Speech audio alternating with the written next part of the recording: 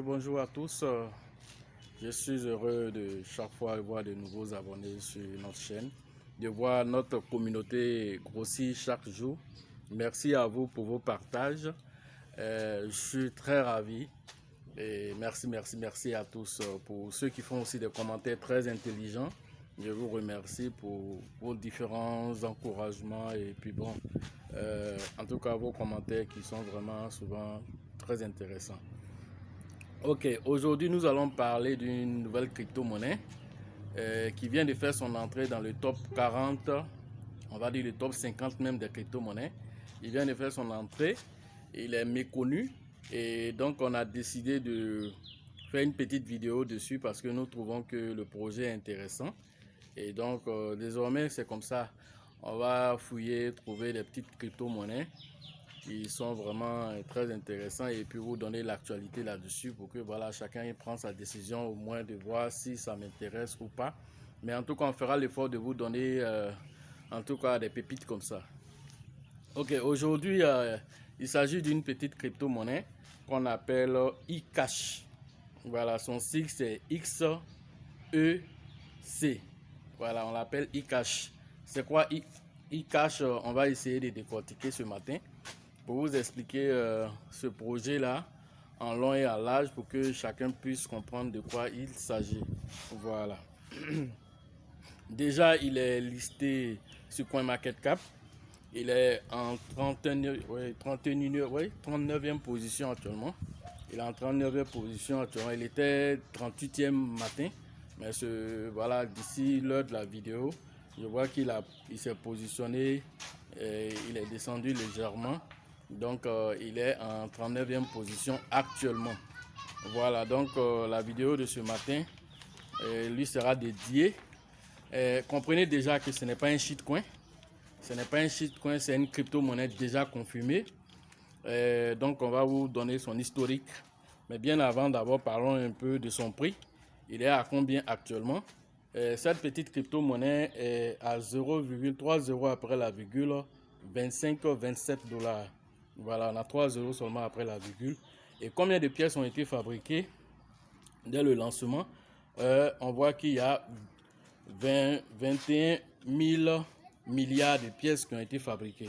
Mais je précise encore, regardez le nombre de pièces fabriquées, c'est vrai, mais il ne s'agit pas aussi d'un shitcoin. C'est vrai qu'il y a 21 000 milliards de pièces, mais ce n'est pas un shitcoin. Je précise cela, ce n'est pas un shitcoin. Il est en 39e position actuellement sur le CoinMarketCap. Et regardez ce qui m'a même attiré encore de plus, c'est sa capitalisation boursière, son market cap. La capitalisation boursière est déjà à 4 milliards de dollars. Voilà. Et donc, le nombre de pièces en circulation, on a 18 000 milliards. Sur les 21 000 milliards, il y a 18 000 milliards qui sont déjà en circulation.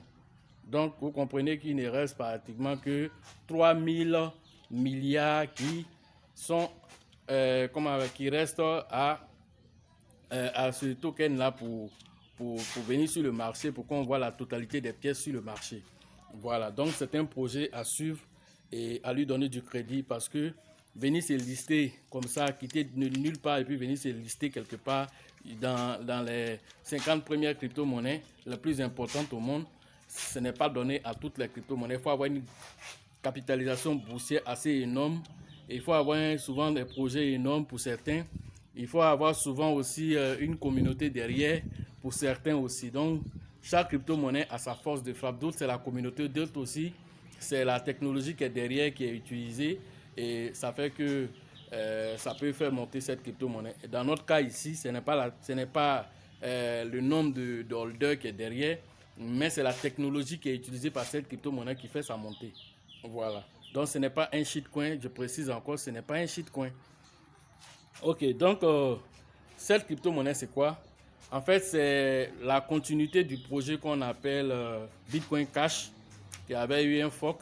Et donc, le projet continue, c'est la continuité de ce projet sur le nom de Bitcoin ABC. Donc, c'est Bitcoin ABC qui se fait désormais appeler eCash. Voilà.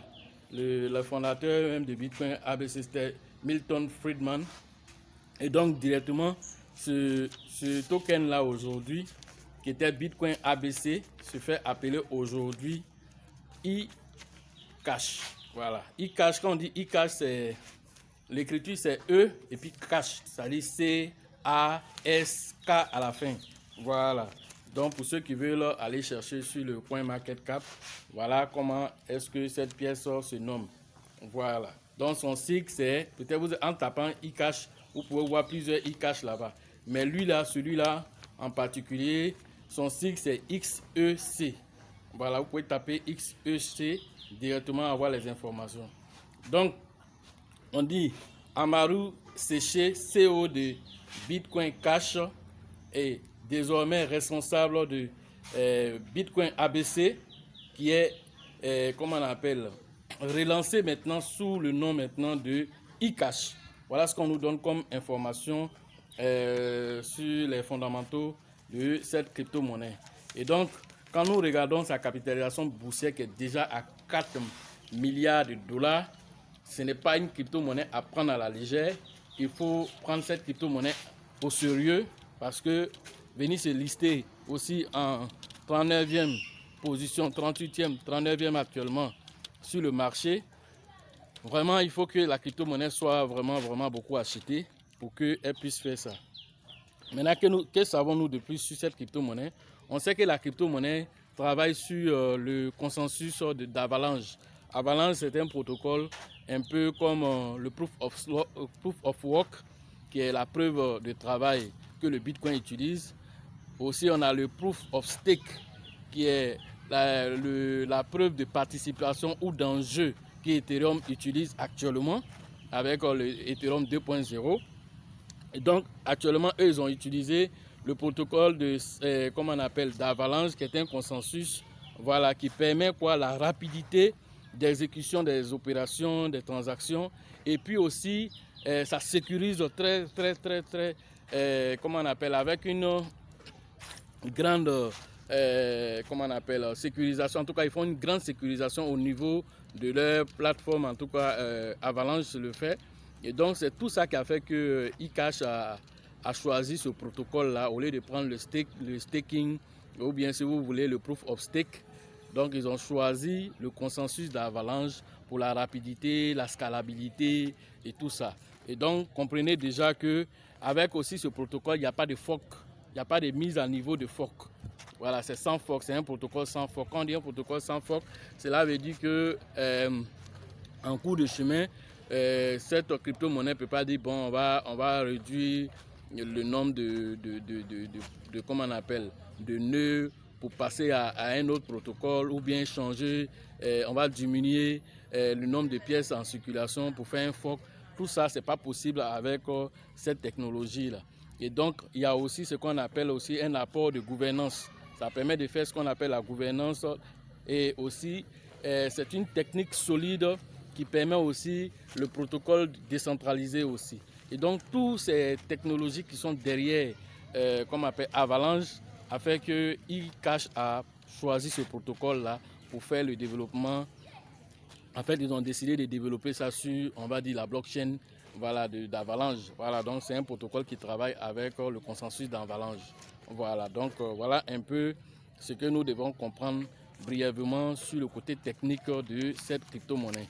Mais nous, déjà, ça nous intéresse parce que le fait qu'il est venu se lister à ce niveau du 39e position, ce n'est pas fortuit et donc il a beaucoup à donner aussi. Et puis, quelle autre information on peut donner aussi? Il dit qu'il utilise tout ce que, c'est comme il est comme un hybride si on veut voir. En fait, eCash dit que j'utilise tout ce que le Bitcoin a déjà fait et que j'ai trouvé qui était bon, mais je viens encore ajouter encore un autre protocole pour rendre encore le Bitcoin. Vous savez qu'avec les transactions avec le Bitcoin, c'est pas rapide, mais c'est très sécurisé. C'est ça la force du Bitcoin. Parce que pour pouvoir hacker le Bitcoin, il faut avoir 51% de la puissance de calcul mondiale pour pouvoir hacker le Bitcoin. Et donc le Bitcoin, il est très sécurisé. Mais il a un défaut, c'est qu'il est moins rapide. Et donc ici à Avalanche, grâce au protocole d'Avalanche, la crypto-monnaie eCash est très rapide parce que c'est utilisé pour les transactions d'argent. C'est utilisé pour faire les transferts d'argent et donc c'est très rapide. Donc je suppose que c'est à cause de ça que sa capitalisation boursière a atteint ce sommet-là. Donc c'est une crypto-monnaie à prendre au sérieux. Voilà, donc il était important pour nous de vous donner l'information là-dessus pour que chacun puisse aller faire ses propres recherches. Comme je l'ai dit toujours, ce n'est pas un conseil d'investissement. Chacun va avec ses propres connaissances et choisit en connaissance de cause. Je choisis moi, mais ça ne veut pas dire que toi tu choisis.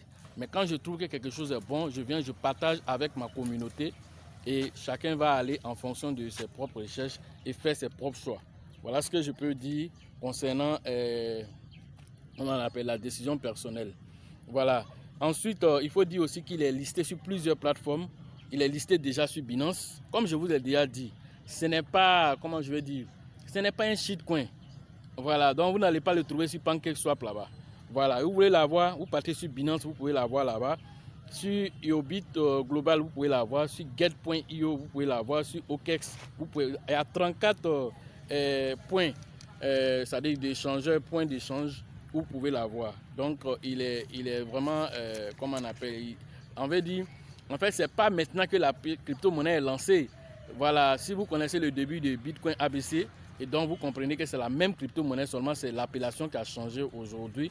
Et ils ont apporté d'autres technologies derrière pour redonner de la vigueur à cette crypto-monnaie. Voilà ce que vous devez comprendre. Et donc, actuellement, où il y a 3 zéros après la virgule, je pense que c'est une opportunité parce que ceux, par exemple, qui ont connu ADA, où il y avait 2 zéros, 3 zéros après la virgule, qui ont payé la crypto-monnaie ADA, aujourd'hui, c'est tous des millionnaires. Vous comprenez? Et donc, voir une telle crypto-monnaie qui se liste en 39e position, qui a une très forte capitalisation boursière, ça dépasse même pour le Shiba. Vous comprenez? Et donc, cette crypto-monnaie, il faut la prendre au sérieux, en avoir un peu. Déjà, il est listé, étant listé sur Binance, je vous ai dit, n'importe quelle crypto-monnaie ne peut pas aller se lister sur Binance. Donc, le fait qu'il est déjà même sur Binance, déjà, vous devez lui donner du crédit, même à cause de ça seulement. Donc, chacun fait en fonction de ce qu'il ressent et de ses propres recherches et prenez vos décisions de façon, comment on appelle, responsable.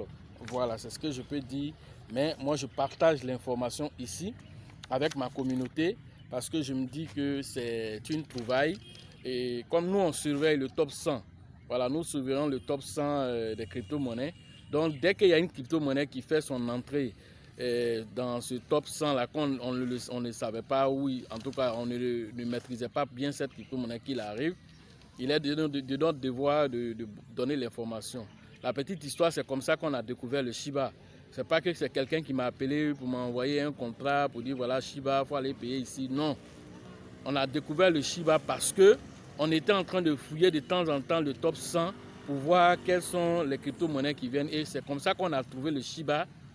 On a vu le Shiba parce qu'il n'était pas là-bas, il était dans les 37e là-bas. On dit mais celui-là, il n'a jamais été ici. Comment il s'est retrouvé ici? Et on s'en va regarder, on fait l'analyse, comment on appelle, du Shiba. On fait l'analyse fondamentale, l'analyse technique. On regarde la capitalisation boursière qui était déjà à plus d'1 milliard. On va encore regarder au niveau des échanges, du volume journalier. On voit qu'il fait même des milliards par jour souvent. Et donc là, on dit non, non, non. C'est une crypto-monnaie à prendre au sérieux. Et c'est comme ça que nous, on a connu le Shiba. Et puis bon, il y a d'autres qui avaient connu depuis janvier. Nous, on a connu ça un peu plus tard. Et donc, on a quand même pris le projet en main et on a fouillé plus en profondeur et on a vu que c'est une pièce totalement décentralisée et qui est venue pour aider tous ceux qui sont en train de chercher des projets, en tout cas décentralisés pour s'en sortir dans la vie. Et le Shiba est venu nous offrir ça. Ceux qui ont raté le Dogecoin parce que des pseudo-formateurs ou bien des pseudo-sachants qui sont venus leur donner l'information disant qu'il n'y avait pas de projets derrière et qui ont fait de sorte que certains ont vendu très tôt les Dogecoin. Moi-même, je fais partie de cette liste parce que je n'avais pas la connaissance en ce moment. Mais aujourd'hui, grâce au Shiba, aujourd'hui, nous savons que tout ça, c'est révolu en fait. Les données ont changé. Il ne s'agit plus du nombre de pièces qu'il faut regarder maintenant, mais il faut regarder d'autres aspects qui sont tels que la communauté derrière, tels que aussi la capitalisation boursière, tels que aussi le projet derrière. Tous ces facteurs rentrent en ligne de compte pour la sélection d'une pièce aujourd'hui. Une pièce peut faire 1 million de milliards de pièces et venir dépasser une pièce qui a seulement 100 millions. J'en connais plein comme ça. Qui a seulement 100 millions de pièces, mais n'arrive même pas à progresser. Pendant qu'une pièce comme Shiba, qui quitte là-bas, qui a plus de 500 000 milliards de pièces peut-être, et donc du coup s'il vient qu'il arrive à détrôner toutes ces pièces-là, sachez déjà que c'est une pièce qui est puissante. Et donc aujourd'hui, si nous parlons de cette petite crypto-monnaie eCash, et donc parce que nous avons étudié, nous pensons qu'il a du potentiel et donc nous nous intéressons et donc on partage aussi cette même information avec notre communauté LL Crypto Invest. Voilà ce que je pouvais dire sur cette monnaie. Ensuite, il y a aussi des news aussi au niveau de la crypto-monnaie que nous devons aussi donner. Voilà, il s'agit des baleines. Vous connaissez ce qu'on appelle les baleines dans le domaine de la crypto-monnaie. Les baleines, ce sont des gens qui ont, par exemple, beaucoup de bitcoins, ou bien, par exemple, s'ils sont sur une crypto-monnaie, ceux qui en ont massivement cette crypto-monnaie, les appellent les baleines de cette crypto-monnaie. Et donc, on dit les baleines, l'actualité nous dit que les baleines des crypto-monnaies possèdent actuellement plus de 13 millions de bitcoins. Est-ce que cette information nous dit quoi? Vous voyez souvent le marché monte, vous voyez souvent le marché descend, souvent aussi c'est l'œuvre des baleines. Ils aiment manipuler souvent le marché. Voilà. Et donc, certains me posent la question, donc je pense que ça va vous donner cette information. Les baleines, ce sont des entreprises pour certains, ce sont des individus, comme on appelle, comme toi et moi aussi pour certains. Mais en tout cas, ces personnes-là possèdent beaucoup de bitcoins. Il y a par exemple, en tant qu'individu, je connais les jumeaux de Winklevoss que j'aime beaucoup citer parce que c'est les premiers milliardaires du bitcoin. Eux, ce sont des baleines aussi. Voilà, mais est-ce qu'ils utilisent les bitcoins pour vendre à tort et à travers? Je ne pense pas, parce qu'ils ont eux-mêmes leur propre crypto-monnaie, ils ont leur propre échangeur Gemini. Et donc, cette crypto-monnaie-là, je pense que pour ne pas qu'elle chute brutalement, ils ne vont pas jouer avec le marché comme certaines entreprises le font. Voilà, donc on dit les baleines ont 13 millions de bitcoins. Si vous connaissez déjà la totalité de l'unité de fabrication de bitcoin, vous savez que c'est seulement que 21 millions de bitcoins qui peuvent être minés. Et on a déjà 18 millions de bitcoins en circulation.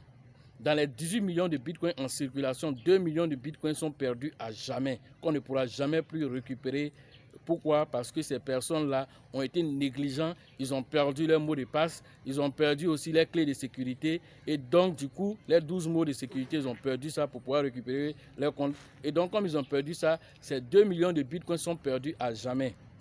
Il y a aussi 2 millions de bitcoins qui se retrouvent aussi dans le portefeuille de Satoshi Nakamoto, qui n'ont pas bougé depuis la création du bitcoin. Mais on connaît qu'il y a les 2 millions de bitcoins qui sont bloqués là-bas, mais qui n'ont pas bougé depuis tout ce temps. Voilà. Et que les gens surveillent aussi. Voilà. Et donc, quand vous connaissez toutes ces informations, vous devez comprendre que ces baleines-là aussi peuvent manipuler le marché à leur souhait. Ils peuvent manipuler le marché à leur souhait. Voilà, donc c'était une information à vous donner. Et ensuite, on nous dit aussi que l'Ethereum a brûlé plus d'1 milliard de dollars depuis le lancement de son nouveau protocole Ether 2.0 avec le protocole London, le protocole Londres là. Et ce protocole Londres, depuis son lancement, bon, on sait que à chaque transaction d'Ether aujourd'hui, il y a une partie qui est récupérée pour être brûlée. Donc on nous dit qu'il y a au moins 1 milliard de dollars d'Ether qui ont été déjà brûlés.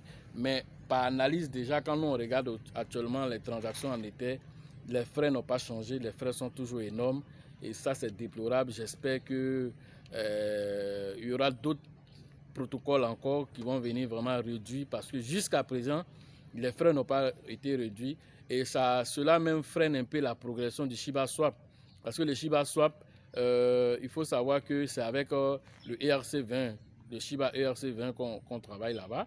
En plus de ça, il faut avoir des Ethers pour payer les frais de gaz. Or, les frais de gaz en Ether sont vraiment énormes.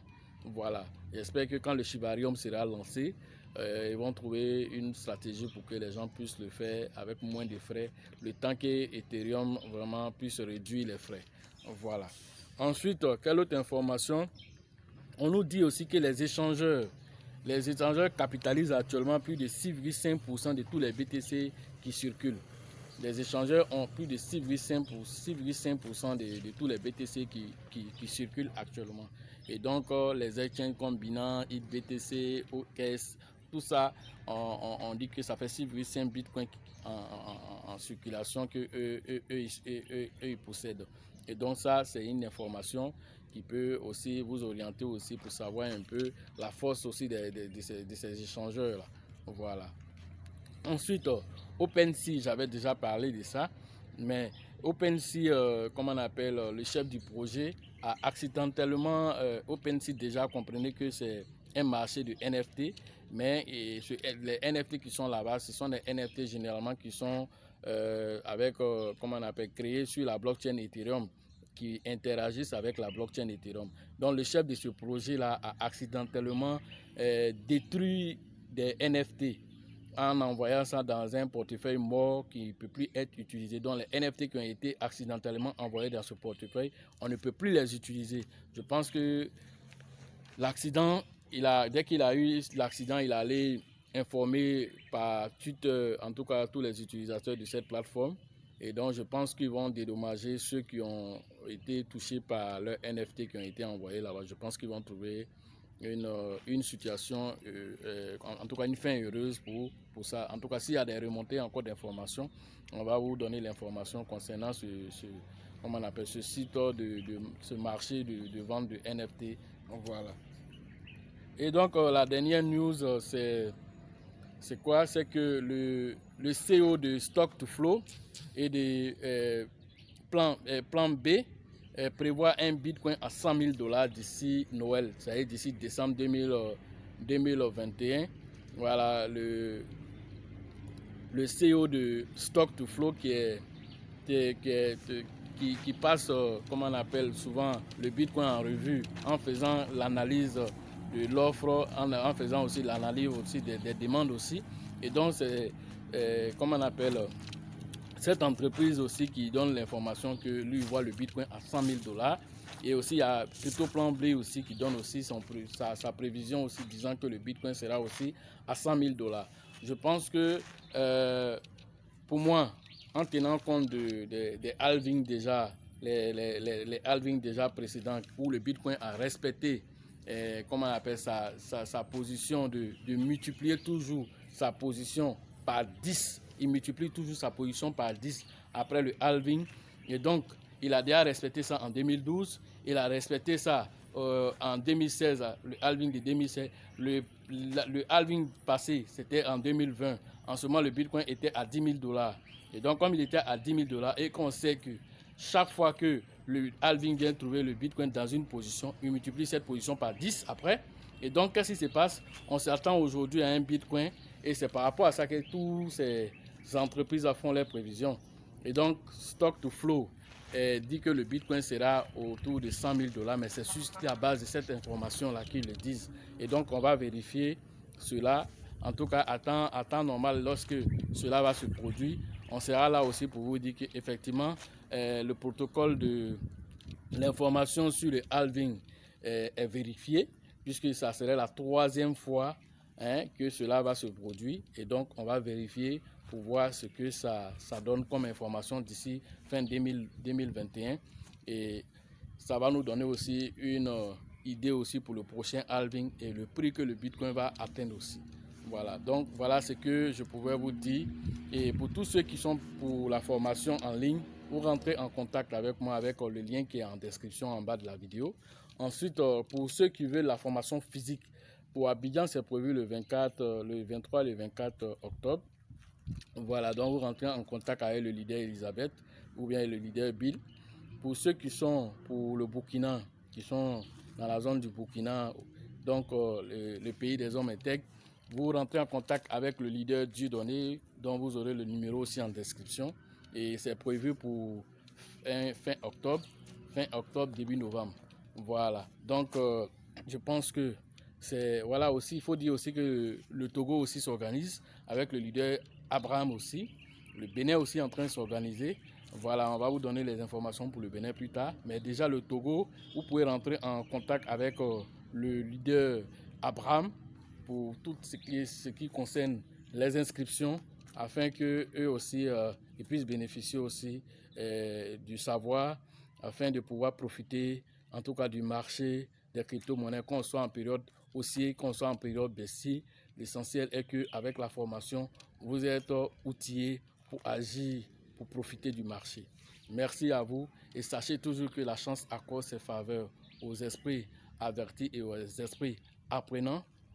Et sachez que ceux qui pensent que la formation coûte cher, voilà, comme je mets souvent dans les vidéos, essayez l'ignorance. L'ignorance coûte 2 fois plus cher. Parce que quand tu ne le sais pas, tu navigues à vue. Tu avances sans savoir ce que tu es en train de faire. Est-ce que la crypto-monnaie que je suis en train de payer, qu'est-ce qui me dit que cette crypto-monnaie a de la valeur? Voilà. Peu importe ce que moi, je viens vous dire. Si tu as la connaissance que tu peux aller vérifier toi-même pour savoir si c'est bon ou bien si c'est pas bon, c'est bon. C'est une information. Quand tu viens autour d'une formation que tu sais comment faire l'analyse technique, l'analyse fondamentale, peu importe le projet de crypto-monnaie qu'on va mettre devant toi, tu pourras faire l'analyse et pouvoir mettre toi-même tes indicateurs dessus pour savoir si les indicateurs sont ouverts, que je dois investir ou bien si je ne dois pas investir. Ça même déjà, c'est une information capitale qui te permet d'orienter ton argent dans le bon projet qu'il faut. Tu ne peux pas aller payer uniquement des shitcoins ou bien tu ne peux pas aller payer même des crypto-monnaies qui sont confirmées, mais que les échangeurs vont délister dans quelques mois, dans quelques années. Les échangeurs vont... Est-ce que vous savez ça? Est-ce que vous savez qu'il y a certains échangeurs qui ont des critiques, c'est-à-dire des seuils de tolérance? Et donc, si la crypto-monnaie n'arrive pas à atteindre ce seuil de tolérance sur un certain nombre de temps, on déliste les crypto-monnaies. Yobit le fait. Comment on appelle ça?